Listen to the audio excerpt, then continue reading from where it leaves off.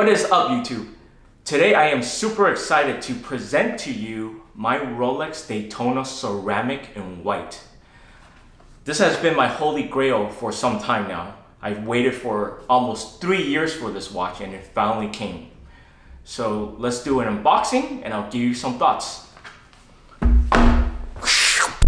Okay, and this is the box that the Daytona arrives in. This is the larger size box.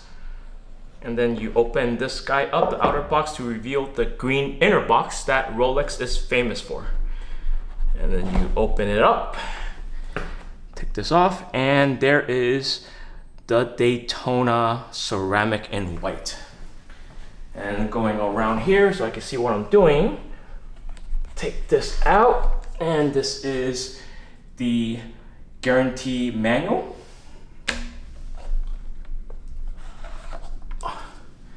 And then this is the manual for the watch itself. And in there is my warranty card, which I will not show. And now at this point, let's take a closer look at the Daytona. I'm gonna switch over to the macro lens. So be right back, guys. So first off, let's talk about the dimensions of the Daytona. It is 40 millimeters in diameter, 12.4 millimeters in case thickness, with a lug to lug of 47 millimeters and a lug width of 20. With that said, let's take out my scale and weigh this thing. All right, through the magic of editing, a scale has all of a sudden appeared in front of you. So let's put this thing on it to kind of protect the watch. We'll press 0 there. Oh, maybe that didn't work. Press 0 there to reset it. And we'll put the watch on to weigh this thing. So keep in mind, this is with one link out. And as you can see, with one link out, it is 138 grams. For those of you that are curious, my wrist size is 1.75 inches. And I do have one link out at the 6 o'clock side with at 12 o'clock, the entire link with the easy link adjustment pushed all the way in to the last hole there. And with that missing link, it is 142 grams. So there you have it. So Rolex Daytona with all the links, 142 grams. Okay, so those are the physical attributes of the Daytona. And let's take a look around the outside of it. So the first thing you're gonna notice is this beautiful Cerachrome bezel in ceramic, or what they call Cerachrome, with these engraved numbers all around the bezel. And then here is a close-up of the crown guards, the crown itself, and the pushers. And you're gonna see here that the entire watch head itself is mostly polished. Polished sides here, polished lugs. And you do have the traditional, very industrial looking blank case back with no real markings on it.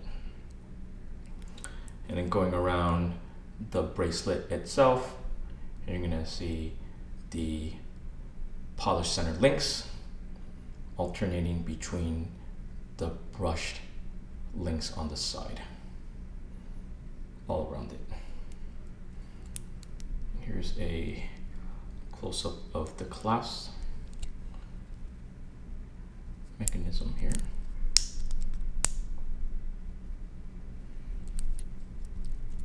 Now going around to the 6 o'clock side, you'll see again the polished center links.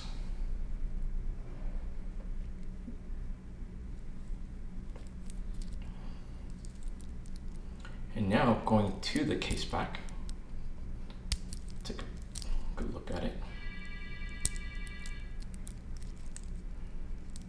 So here is the easy link adjustment that I was speaking about, and as you can tell, I have mine pushed up all the way in at the to the last third hole here. And if you snap it out, you can tell there's about a 5 millimeter adjustment that you could do right on the fly. So I have mine kind of pushed in all the way. Again, my wrist size is 6.75 inches, and I do tend to wear my watches a little bit on the looser side. So, but it's a really, really good fit for myself. And closing up the clasp, you can see I kind of have it really centered, where the clasp is pretty much dead center, which is perfect for comfort. So taking a closer look at the dial here, and you just get closer here, you're gonna see this beautiful white dial with the black sub rings. And I really wanted the Daytona Ceramic in white as opposed to the black. I believe that the white model really offers a lot better contrast compared to the black version of it. And I really think, you know, the black version looks really stellar in the prior generation, the 1165-20 model with the stainless steel bezel. In my opinion, looks really, really good with the black as opposed to the white with the silver sub rings. But on the ceramic model, again, really prefer the white over the black. And you get really close here, you're gonna see the Daytona in red colored font right there, which is pretty cool. Gives the watch a little bit of color. Let me just try to, I know I'm a little shaky here, but try to get as close as possible for a good look here. And again, that red Daytona just gives it a little bit of color pop right here. So chapter ring is in black, and then you have the lume plots plus the hands here, which are all polished. The 4130 movement is one of many firsts for Rolex. It was originally introduced in the year 2000.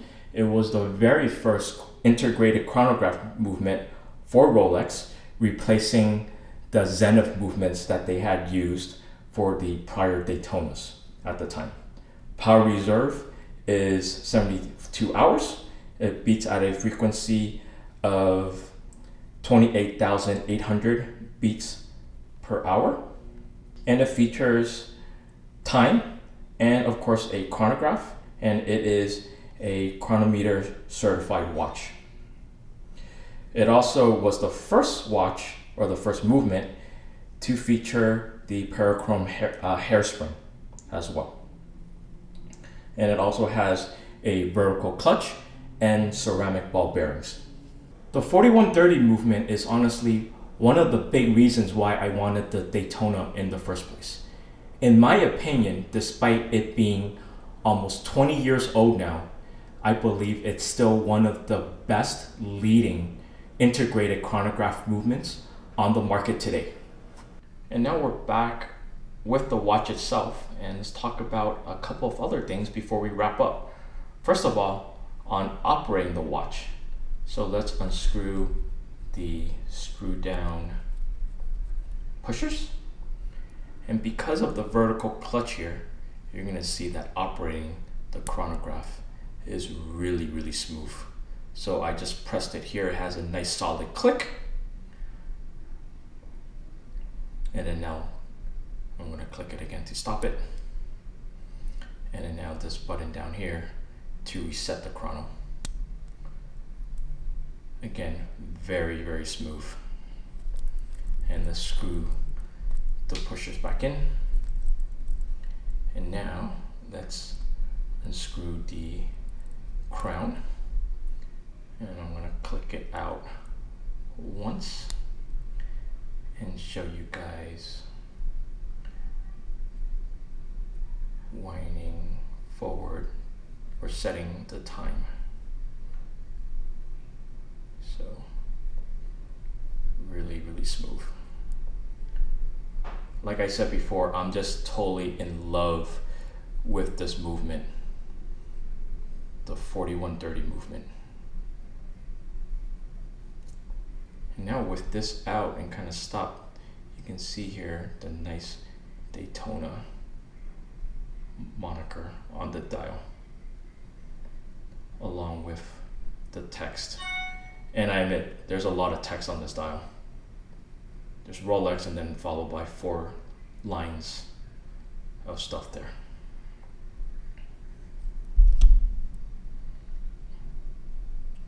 And get a good look for you guys. There we go.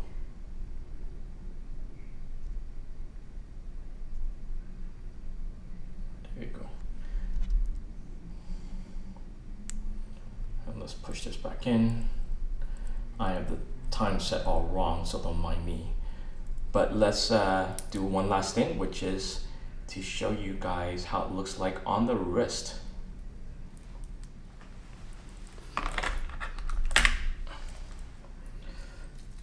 So let's take off my watch here. For those of you that are wondering, I am wearing a Zenith Defy Classic.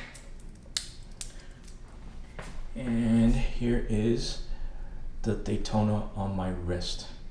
Again, wrist size is 6.75 inches. And it is a really nice size. I just simply took off one link out of the 6 o'clock and pushed the easy link adjustment all the way in at 12. And like I said before, I believe I do prefer wearing my watches a little bit on the looser side, not too loose. It doesn't rotate on my wrist, but I do give it a little bit of breathing room and don't want to choke my wrist here. So it is just, in my opinion, a fantastic look. So to conclude with some final thoughts, I thought I would talk about some negatives, just a few negatives here. Already, as you guys know, I overwhelmingly love this watch and love the movement, but there are a few things that should change. One being the case back.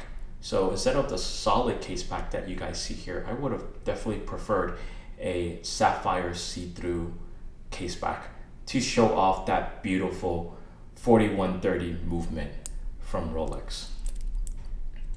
And the second minor criticism here is the polished center links. So I would have preferred that the whole thing would have been brushed, like the Submariner or the Explorer 1, but it does have the polished center links. So I know I can get them brushed with a very good watchmaker. We certainly have one here locally, LA Watchworks. They do a great job, but I'm gonna try to see and try to live with it and maybe just get used to it over time and maybe learn to love it. So time will tell.